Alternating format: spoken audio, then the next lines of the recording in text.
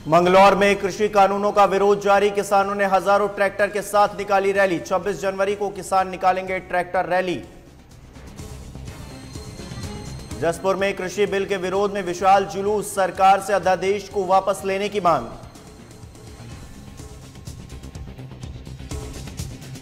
Triple तलाक पर लगाम कब? मैंगलोर में दहेज की मांग को लेकर दिया तलाक। ससुराल पक्ष के 5 लोगों के खिलाफ मुकदमा। 2022 चुनावों को लेकर सरगर्मी तेज। काशीपुर में चुनाव को लेकर पार्टियों ने कसी कमर। कांग्रेस ने बीजेपी पर साधा निशाना। देहरादून में मुख्य न्यायाधीश शपथ ग्रहण समारोह। नवनियुक्त मुख्य न्यायाधीश को दिलाई गई शपथ। डेप्यूटी सीएम बेबी रानी मौर्य ने दिलाई शपथ। देहरादून में रोडवेज कर्मचारियों ने किया कार्य बहिष्कार। कई मांगों को लेकर धरने पर बैठे कर्मचारी। महाप्रबंधक के दफ्तर के बाहर धरने पर बैठे कर्मचारी। बागेश्वर में डीएम ने वृद्धाश्रम का लिया जायजा। डीएम ने जाना बुजुर्गों का हाल। वृद्धाश्रम के बुजुर्गों को बांटे कंबल। उत्तराखंड के सरकारी स्कूलों में 244 दिन होगी पढ़ाई। अवकाश का वार्षिक कैलेंडर जारी। सरकारी स्कूलों में 48 दिन ग्रीष्मकालीन और शीतकालीन अवकाश। होम स्टे योजना से युवाओं को मिल रहा रोजगार। होम स्टे योजना बनी आजीविका का आधार। हरिद्वार में वर्करों ने किया हंगामा। हेमा कंपनी में वर्करों की सैलरी न मिलने पर हंगामा। वर्करों ने किया सैलरी की मांग।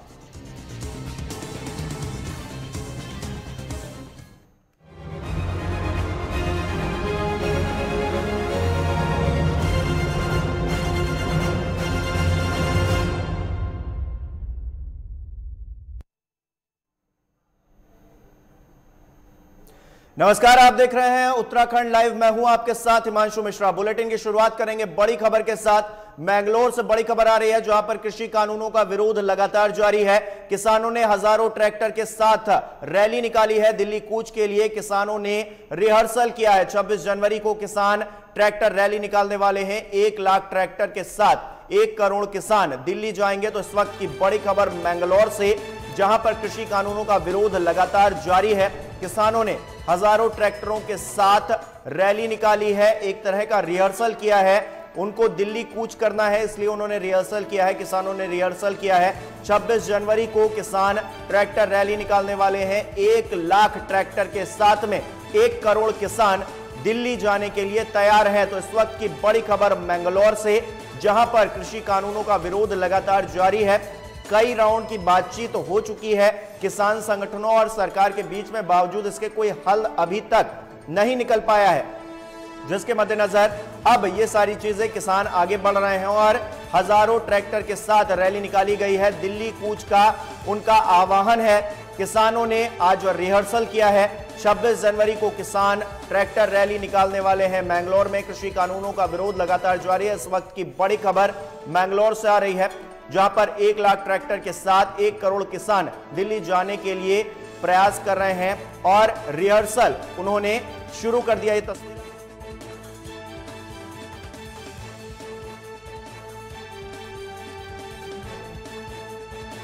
और अनिल सैनी हमारे साथ जुड़ गए इसी खबर पर। अनिल, मैंगलोर में कृषि कानूनों का विरोध हो रहा है। आज ट्रैक्टर रैली निकाली गई है, क्या जानकारी मिल पा रही है? जी, बताना चाहूंगा, जो मंगलोर के नारसन बॉर्डर पर जो ये ट्रैक्टर इकट्ठा हुए हैं, किसान बहुत एकजुट दिखाई दिए।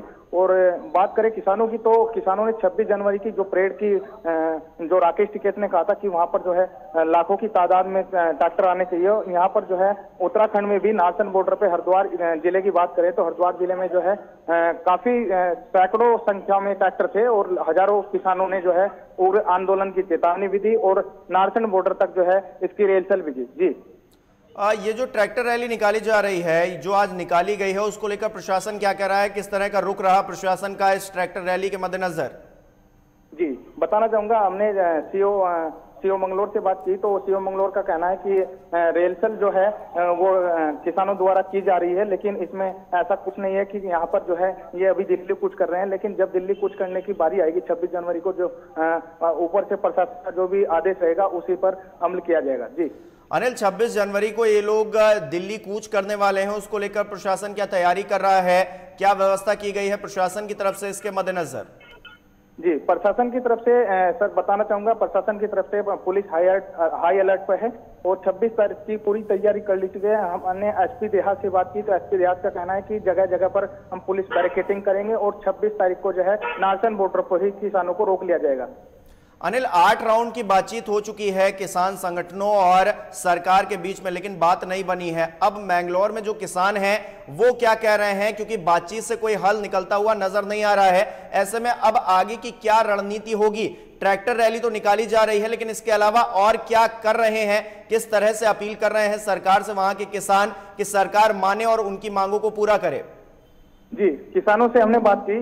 किसानों का कहना है कि जैसे ही राकेश टिकैत जी का जो हमारे जो ऊपर के अधिकारी हैं, जो ऊपर के नेता हैं, जैसे ही उनका जरूरी आदेश होगा हम उसी पर अमल करेंगे और हम किसी से भी डरने वाले नहीं हैं। किसानों ने उग्र आंदोलन की चेतावनी के साथ साथ जो है पुलिस को भी ये कहा है कि पुलिस भी कितना भी जोर लगा ले, लेकिन हम 26 तारीख को दिल्ली को कुछ करने से हमें कोई नहीं रोक सकता। जी अनिल, बहुत बहुत शुक्रिया आपका तमाम जानकारी के लिए। आप लगातार नजर बनाए रखिएगा, हम आपसे ताजा अपडेट लेते रहेंगे। तो 1 लाख ट्रैक्टर के साथ 1 करोड़ किसान दिल्ली कूच करने वाले हैं और ऐसे में किसान आंदोलन अब वृहद रूप लेता हुआ, और ऐसे में 8 राउंड की बातचीत सरकार और किसान संगठनों के बीच में हो चुकी है दिल्ली में बैठकर, लेकिन अभी तक कोई हल नहीं निकल पाया है। उसके बाद की तस्वीर अब ये मैंगलोर से उभर कर सामने आ रही है, जहां पर किसान ट्रैक्टर लेकर आज रिहर्सल कर रहे थे। 26 तारीख को वो दिल्ली कूच करेंगे और बड़ी संख्या में, बड़ी तादाद में ट्रैक्टर के साथ में किसान वहां पर पहुंचने वाले हैं। तस्वीर देखने लायक होगी। अगली खबर का रुख करेंगे। उत्तराखंड के आगामी 2022 चुनावों को लेकर सरगर्मी तेज हो गई है, जहां पर भाजपा और आम आदमी पार्टी के दिल्ली से दिग्गज नेता कुमाऊं के दौरे पर आ रहे हैं। तो ऐसे में कांग्रेस भी पीछे नहीं हट रही है। कांग्रेस ने भी 2022 के चुनाव के लिए अपनी कमर कस ली है। इसी क्रम में कांग्रेस के प्रभारी देवेंद्र यादव काशीपुर पहुंचे। इस दौरान प्रदेश प्रभारी देवेंद्र यादव ने भाजपा पर निशाना साधते हुए कहा कि भ्रष्टाचारी सरकार बेरोजगारी और पलायन को रोकने में नाकाम साबित हो रही है। जनता 2022 में मुंहतोड़ जवाब देगी। एनएच जैसे घोटाले सरकार की नाकामी साबित करते हैं। भाजपा का असली चेहरा जनता के सामने आ चुका है। पिछले 4 साल की भारतीय जनता पार्टी की सरकार थी, इससे लोग त्रस्त हैं। ये महिला के सम्मान के ऊपर एनएच वाला हो, एम्बुलेंस का हो, हॉस्पिटल में जिस तरीके से 18-20 करोड़ रुपए दिए गए और आज एक लीपापोती करके 18 करोड़ वापस भी ले लिए गए, ये अपने आप में दर्शाता है किस तरीके की सरकार ये पिछले 4 साल में चला रहे हैं। पलायन के नाम पर निश्चित ही ये जो बेरोजगारी और पलायन एक दूसरे के समकक्ष, एक दूसरे के साथ खड़े नजर आते हैं।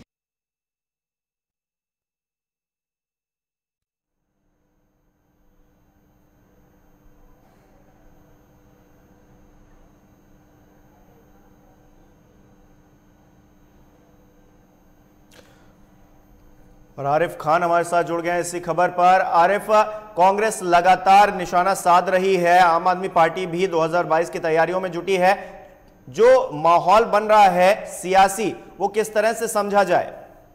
आरिफ, मैं आपको बता दूं, उत्तराखंड में दिल्ली के दिग्गज नेताओं का आगमन जारी है। जहां कुछ दिन पूर्व आम आदमी पार्टी के दिल्ली के उप मुख्यमंत्री कुमाऊं दौरे पर आए थे, तो वहीं भाजपा के राष्ट्रीय अध्यक्ष उत्तराखंड आए थे। भाजपा के प्रदेश अध्यक्ष बंशीधर भगत उत्तराखंड की 70 विधानसभाओं में जाकर कार्यकर्ताओं से संवाद कर रहे हैं। तो ऐसे में कांग्रेस भी पीछे नहीं रहना चाहती। दिल्ली के दिग्गज नेता उत्तराखंड कांग्रेस के प्रदेश प्रभारी देवेंद्र यादव कुमाऊं दौरे पर हैं और उत्तराखंड के विधानसभा चुनाव 2022 को लेकर फतेह करने की बात कर रहे हैं और कार्यकर्ताओं से फीडबैक ले रहे हैं। ऐसे में देखा जा रहा है कि भाजपा, कांग्रेस, आम आदमी पार्टी में त्रिकोणीय मुकाबला हो सकता है। अब आने वाला समय ही बताएगा ऊंट किस करवट बैठता है और क्या आगे की रणनीति रहती है। लेकिन आरिफ, कांग्रेस कहां पर इस वक्त खड़ी हुई नजर आ रही है? क्योंकि कांग्रेस का जो जनाधार है वो धीरे धीरे करके खिसक गया, लेकिन अब वो फिर से जनाधार पाने की कोशिश कर रही है। आम जनता को कितना लुभा पा रही है? आम जनता पर कांग्रेस की कही गई बात का कितना असर वहां पर हो पा रहा है काशीपुर में, ये बताइए। जी, आपको बताते चले, जिस तरीके से कांग्रेस अपनी सरकार की नाकामियों को लेकर जनता के बीच जा रही है और जनता के बीच जाकर पलायन, बेरोजगारी और भ्रष्टाचार की बातों से लुभाने में लगी है, तो वहीं कांग्रेस अपने मतदाताओं को जोड़ने को और अपने विचारधारा से जोड़ रही है। वहीं ऐसे में देखा यह भी जा रहा है कि कांग्रेस में कहीं ना कहीं गुटबाजी कांग्रेस को लेकर डूब सकती है। जी हिमांशु। बहुत बहुत शुक्रिया आरिफ, तमाम जानकारी के लिए। आप लगातार नजर बनाए रखिएगा, सियासी हलचल जैसे ही कोई होती है हम आपसे ताज़ा अपडेट लेंगे। लेकिन कांग्रेस पार्टी हो, आम आदमी पार्टी हो, हर कोई तैयारी कर रहा है आगामी चुनावों की, और चुनाव में क्या होगा ये जनता तय करेगी। अगली खबर का हम रुख करेंगे। जसपुर नगर में किसान संगठन के नेताओं ने कृषि बिल के विरोध में एक विशाल जुलूस निकाला। नेताओं ने किसान विरोधी अध्यादेश को वापस लेने की मांग की। नेताओं ने कहा कि अगर सरकार नहीं जागी तो किसान सड़कों पर उतरकर इससे भी कड़ा विरोध प्रदर्शन करेंगे। किसानों ने तहसील परिसर में बैठकर अपना विरोध प्रकट किया है। तो वहीं कांग्रेस के प्रदेश अध्यक्ष प्रीतम सिंह और क्षेत्रीय विधायक आदेश चौहान ने भी किसानों का समर्थन किया। इस मौके पर भारी पुलिस बल भी मौजूद रहा। कानून जो लाए हैं केंद्र सरकार, उसके विरोध में धरना प्रदर्शन और आज 7 जनवरी को किसानों ने ट्रैक्टर रैली निकालने का ऐलान जो है देश के अंदर किया है। उसी कड़ी में जसपुर में जो किसान साथी हैं वो ट्रैक्टर रैली निकालने का काम कर रहे हैं और हम पूरी तरीके से किसानों के साथ हैं, किसानों के साथ लापत होकर के उनके हितों की लड़ाई लड़ने का काम कर रहे हैं। भाजपा के प्रदेश रैलियाँ कर करके उनको समझाने की कोशिश कर रहे हैं और हम ये रैली एक ट्रेलर है। मेन मकसद 26 जनवरी पर लाल किले पर राष्ट्रीय झंडा का और जो ध्वजारोहण होना है उसका ट्रेलर है ये, और सभी जगह हो रही है और जसपुर में करी गई है। और हम लोग सभी ट्रेलर के माध्यम से लोगों को जागरूक कर रहे हैं और हमने 26 जनवरी के लिए तैयार करके 25 तारीख में दिल्ली में पहुंचना है, ताकि दिल्ली वहां लाल किले पर परेड के लिए सभी किसान वहां पहुंचे। इस माध्यम से ट्रैक्टर रैली की जा रही है, जो आज का हमारा प्रोग्राम है। और तो एकता में ला रहे हैं और उनके लिए खाने पीने की चीज एकत्र करके हम सब लोग रोज ट्रैक्टर ट्राली जा रही हैं, तापने की लकड़ी जा रही है, उसके लिए राशन जा रहा है और पैसा जा रहा है। जन समूह हमारे साथ है, माताएं बहनें सब जाने को तैयार हैं। घर बार छोड़ करके अपनी आन और बान शान के लिए हम दिल्ली में डेरा डाल रहे हैं, डाल के आए हैं और डालते रहेंगे और पीछे नहीं हटेंगे। वहीं उत्तराखंड रोडवेज एम्प्लॉयज यूनियन ने 9 सूत्रीय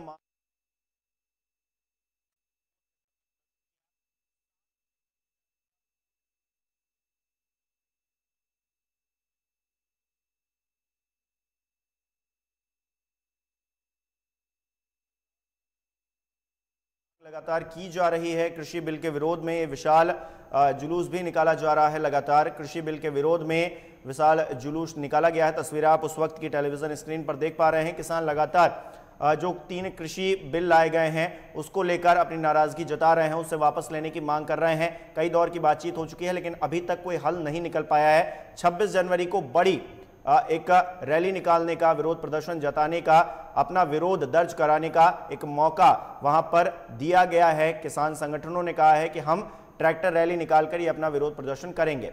वक्त एक छोटे से ब्रेक का, फौरन हाजिर होता है।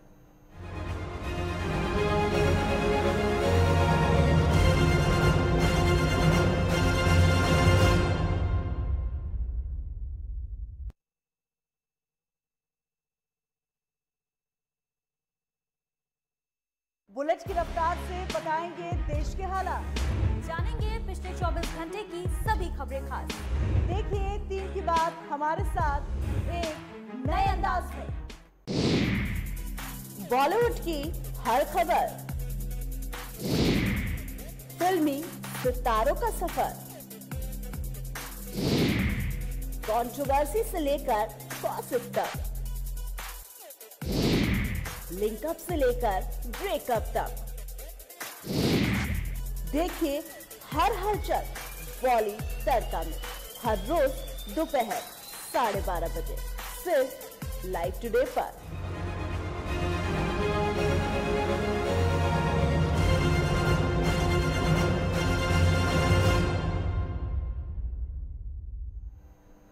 ब्रेक के बाद आपका एक बार फिर स्वागत है। उत्तराखंड रोडवेज एम्प्लॉयज यूनियन ने 9 सूत्रीय मांगों पर सकारात्मक कार्रवाई न होने के विरोध में धरना दिया। 7 जनवरी से हरिद्वार रोड स्थित वर्कशॉप में ग्रामीण डिपो के सहायक महाप्रबंधक के दफ्तर के बाहर धरने पर बैठे हैं। इस दौरान महामंत्री roadways employees union Hari Singh ने परिवहन निगम के वरिष्ठ अधिकारियों से मांग करते हुए कहा कि सभी कर्मचारियों के 6 महीने का वेतन का भुगतान जल्द से जल्द किया जाए, जिससे उनके परिवार का भरण पोषण हो सके। उन्होंने कहा कि परिवहन निगम के अधिकारियों से वेतन के विषय में वार्ता की गई है, लेकिन कोई ठोस निर्णय न आने के कारण कर्मचारी धरने पर बैठे हैं। अगर मांगों पर जल्द से जल्द कोई फैसला नहीं लिया जाता तो रोडवेज एम्प्लॉयज यूनियन के कर्मचारी उग्र आंदोलन भी करेंगे। 9 सूत्री जो मांग पत्र दिया गया था, हमें उस संबंध में यहाँ मजबूरन हमें यहाँ बैठना पड़ा। कल हमारी जो है द्विपक्षीय वार्ता सहायक महाप्रबंधक से हुई। हमारी वार्ताओं को कल सकारात्मक निर्णय नहीं हो पाया, इसलिए आज मजबूरन कर्मचारियों को यहाँ बैठने के लिए मजबूर होना पड़ा। और कर्मचारियों को ये शौक नहीं कि हाँ दरी बिछा कर अपना कार्य छोड़ करके यहाँ बैठे। ये कर्मचारी के परिवहन निगम हमारा चलेगा तो हमारे जो है देवकों का भुगतान भी होगा, लेकिन यहाँ के अधिकारी, उत्तराखंड परिवहन निगम के अधिकारी यहाँ हमको बैठने के लिए मजबूर कर रहे हैं। इसलिए जो है कर्मचारी को शौक नहीं यहाँ बैठने का, इसलिए हम मजबूरन यहाँ बैठना पड़ रहा है। देहरादून में शपथ ग्रहण समारोह का आयोजन किया गया। इस कार्यक्रम में हाईकोर्ट के नवनियुक्त मुख्य न्यायाधीश राघवेंद्र सिंह चौहान को शपथ दिलाई गई। कार्यक्रम में राज्यपाल बेबी रानी मौर्य ने मुख्य न्यायाधीश राघवेंद्र सिंह चौहान को शपथ दिलाई। इस दौरान मुख्यमंत्री त्रिवेंद्र सिंह रावत, विधानसभा अध्यक्ष प्रेमचंद्र अग्रवाल, कैबिनेट मंत्री मदन कौशिक समेत कई मंत्री और विधायक उपस्थित रहे।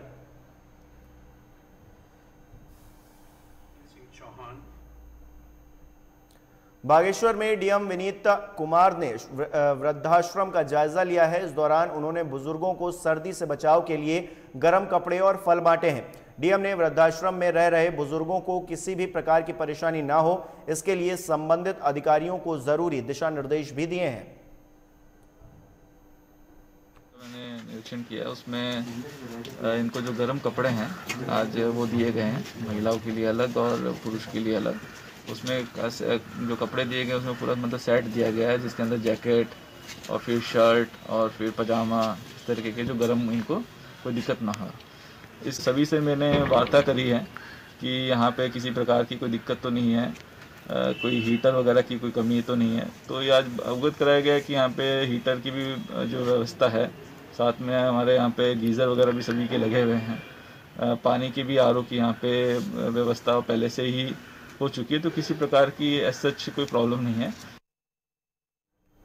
मैंगलोर में ट्रिपल तलाक का पहला मुकदमा दर्ज किया गया है, जिसमें पीड़ित ने दहेज की मांग को लेकर 3 तलाक दिए जाने का आरोप लगाते हुए शिकायत दर्ज करवाई है। पुलिस ने आरोपी पति, सास, ससुर समेत 5 लोगों के खिलाफ मुकदमा दर्ज कराया है। मुकदमा दर्ज होने के मामले की छानबीन में पुलिस फिलहाल जुट गई है। उसके बाद वहीं मैंगलोर कोतवाली में ट्रिपल तलाक का पहला मुकदमा दर्ज हो गया है, जिससे क्षेत्र में भी काफी सनसनी है। पीड़ित महिला का कहना है कि इनके पति दानिश द्वारा दहेज की मांग को लेकर के और अन्य कारणों से भी लगातार इनको प्रताड़ित किया जा रहा था। 29 दिसंबर की ये घटना है। उस दिन इनके साथ इनके पति ने बुरी तरीके से मारपीट करी और मारपीट करने के बाद 3 तलाक दे करके घर से बाहर निकाल दिया। मैंने 7 साल पहले अपने लड़के की शादी करी थी। अच्छा ये सब जान दे सब दिया था सर, उसके बीच में भी देखते रहता था मैं जी, उसकी मांग करते रहते थे ना जी, हमें मेरी लड़की को 57 दफे ला अपने घर से। जब इसे तलाक दी उससे वो मतलब 7 तारीख में दी थी जी, क्या तारीख थी? 3 तारीख में। हाँ अच्छा जी, तो उसको ये क्या रखा था ना भाई 30,000 रुपये लो यहाँ से। बकरीद के वो था जी, बकरीद का दिन था, उससे 3 दिन पहले थे जी। हाँ जी, मैंने कहा अब्बो में बीमार आदमी मैं कहाँ से दूँगा। हाँ जी, जो उसने इस तरह जाके कहा जी माँ, तो उसे मेरी लड़की को मारा पिट्टा सब ने और जी उसे वहाँ चौड़ में 3 तलाक दे दीजिए। को 7 साल हो चुके हैं, मेरे 2 बच्चे हैं, एक लड़का है एक लड़की है, और मार पिटाई करते थे। शादी के बाद से ही तलाक देने की धमकियाँ देते थे कि तलाक दे देंगे तुझे। तो फिर बस इस तरह लड़ाई भिड़ाई रहती थी, पैसों की मांग करते थे, पैसे मांगते थे। दान दहेज भी बहुत दिया था मेरे मम्मी डैडी ने।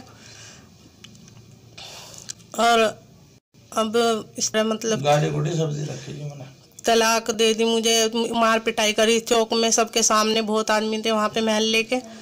पहले मार पिटाई करी फिर तलाक दी। अब मैं कहाँ जाऊँगी, मेरे 2 बच्चे हैं, माँ बापू भी, मेरे पापा भी बीमार रहते हैं।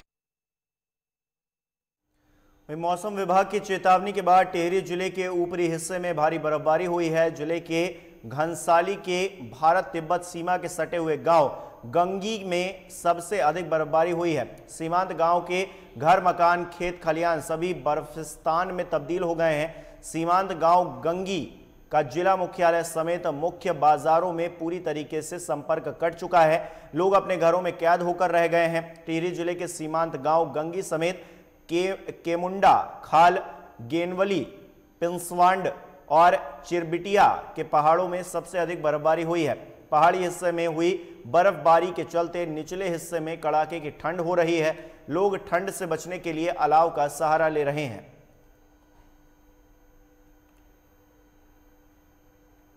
सरकार की जन कल्याणकारी योजनाओं को जनता तक पहुंचाने के लिए क्विक रिस्पांस टीम का गठन किया गया है। लोगों की शिकायतों के त्वरित निस्तारण के लिए मुख्यमंत्री की निगरानी में गठित टीम का गठन किया गया है, जिसमें संगठित एसटीएफ के नोडल और खंड विकास अधिकारी को सहायक नोडल अधिकारी नामित किया गया है। इस क्रम में शिकायतों के त्वरित निस्तारण के टिहरी के विकासखंड थौलधार के राजकीय इंटर कॉलेज कमांद में अपर जिलाधिकारी शिवचरण द्विवेदी की अध्यक्षता में क्यूआरटी कैंप का आयोजन संपन्न हुआ। कैंप में कई विभागों से संबंधित 25 शिकायतें दर्ज की गईं, जिसमें से 16 का मौके पर ही निस्तारण कर दिया गया। बाकी 9 पर प्राथमिकता के आधार पर निस्तारण के निर्देश संबंधित अधिकारियों को दे दिए गए हैं।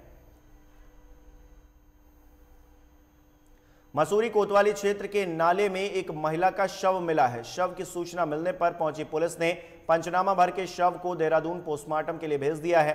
बता दें कि मसूरी कोतवाली पर 112 कंट्रोल रूम द्वारा सूचना मिली थी कि बांसवाला गांव के पास में ऊपर कंडियाना छोटी भितरली गांव के पास में जंगल में बरसाती नाले में कोई शव पड़ा है।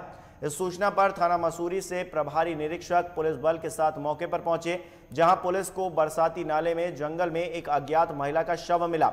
शव लगभग 15 से 20 दिन पुराना बताया जा रहा है। अभी तक महिला के शव की शिनाख्त नहीं हो पाई है। टिहरी में अतिक्रमण की समस्या से निजात के लिए पुलिस प्रशासन ने व्यापारियों के साथ में बैठक की है। बैठक में अतिक्रमण हटाने को लेकर लोगों से सुझाव मांगे गए हैं।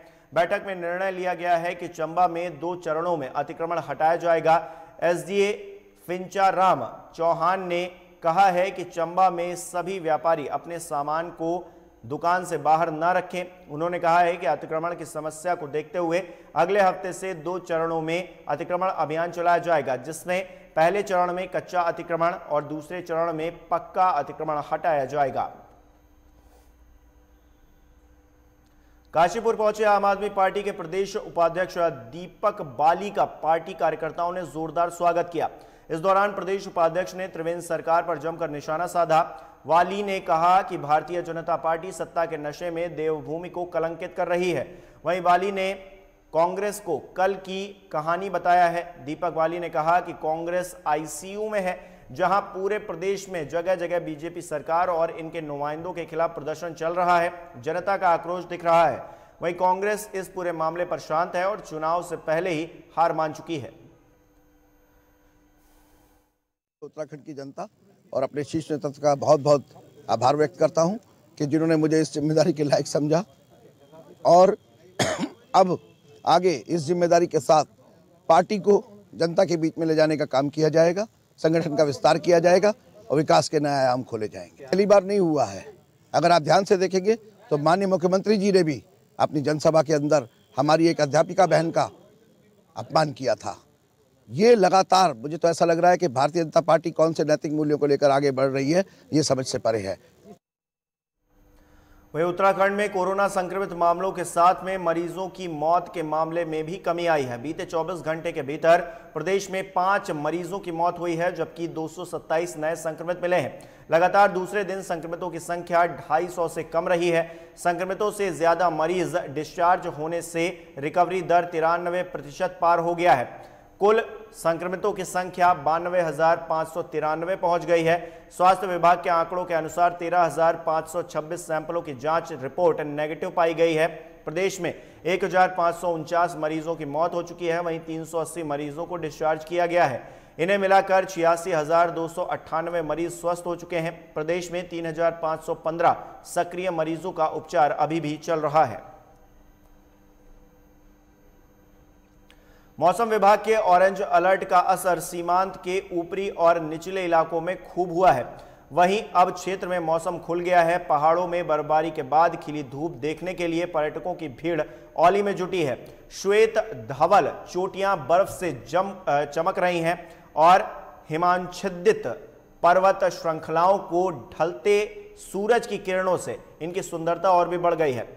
बद्रीनाथ समेत तमाम उच्च हिमालय क्षेत्र बर्फबारी के बाद बर्फ से लदे हुए नजर आ रहे हैं।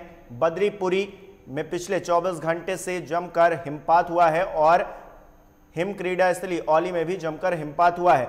औली, बुग्याल, गोरसो, कुमारी बुग्याल में बर्फ की सफेद चादर बिछ चुकी है।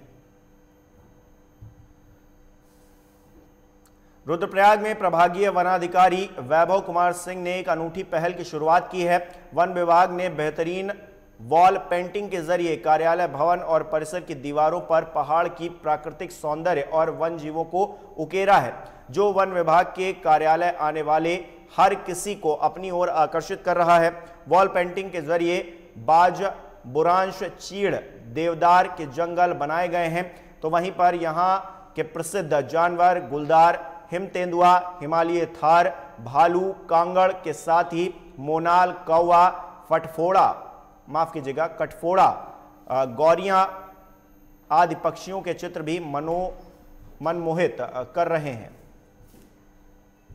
अपने आसपास जो भी वन्य जीवन देखते हैं, हम देखते हैं कि लोगों को मतलब कितना अवेयर होना चाहिए अपने आसपास की चीज़ों को लेके।